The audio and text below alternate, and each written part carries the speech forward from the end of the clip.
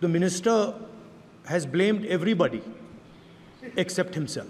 Actually, I don't even think he understands the fundamentals of what is going on here. The Indian examination system is a fraud. Millions of people believe that if you are rich and if you have money, you can buy the Indian examination system. मेरे को मेरे राज्य की, मेरे सूबे की जनता की स्वीकृति मिली है। मैं किसी की, मेरे बौद्धिक और मेरे संस्कार की सर्टिफिकेट मेरे को सारी सदन में किसी से नहीं चाहिए। ये जो कहा गया देश की अभी की एग्जामिनेशन सिस्टम रबिश है सर, इससे दुर्भाग्यजनक बयान देश की नेता प्रतिपक्ष का कुछ नहीं हो सकता है। मेरे सरकार की हिम्मत है, अभी हमने पब्लिक एग्जामिनेशन की रेगुलरिटीज में बिल लाए, कानून बनाए। क्या मजबूरी था कांग्रेस पार्टी की? क्या मजबूरी था नेता प्रतिपक्ष की? It's obvious to the whole country. It's obvious to the whole country that there is a very serious problem in our examination system.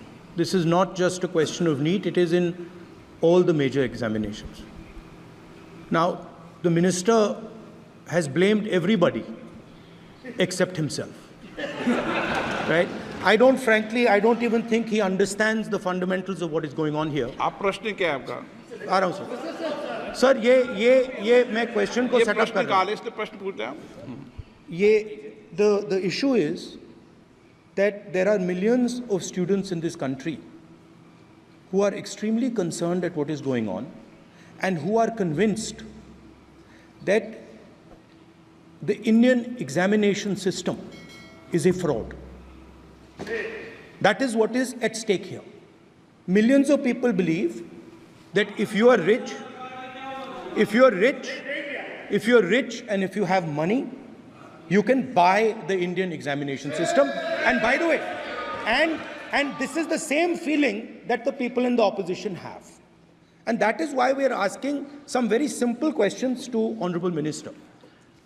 Number one, as this is a systemic issue, what exactly are you doing to fix this issue at a systemic level?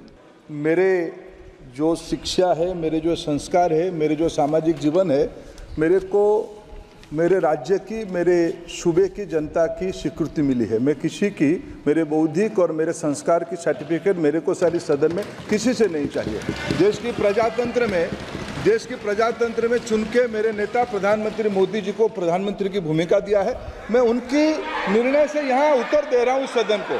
बाकी ये कहना चिल्लाने से सच झूठ नहीं हो जाएगा साहब। ये जो कहा गया देश की अभी की एग्जामिनेशन सिस्टम रबिश है सर, इससे दुर्भाग्यजनक बयान देश की नेता प्रतिपक्ष का कुछ नहीं हो सकता है सर। मैं कठोर शब्द से इसको निंदा करता हूं।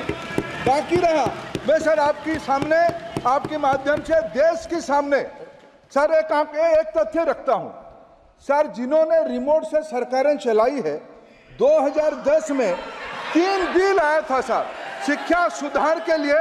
उन्हीं की पार्टी के नेता आदरणीय कपिल सिब्बल साहब 3 बिल लाए थे। उसमें से एक बिल था एजुकेशन, उसमें एक बिल था prohibition of unfair practice bill 2010, जिसकी उद्देश्य एजुकेशन इंस्टीट्यूशन में माल प्रैक्टिस को बंद करना। सर, मेरे सरकार की हिम्मत है, अभी हमने पब्लिक एग्जामिनेशन की रेगुलरिटीज में बिल लाए, कानून बनाए। क्या मजबूरी था कांग्रेस पार्टी की? क्या मजबूरी था नेता प्रतिपक्ष की? उन्होंने उस बिल को उल्टा किया, किसके दबाव में उल्टा किया? क्या निजी मेडिकल कॉलेज की दबाव में, उनकी घूसखोरी की दबाव में उन्होंने उस बिल को उल्टा किया था? सच सुनने की सामने नहीं है।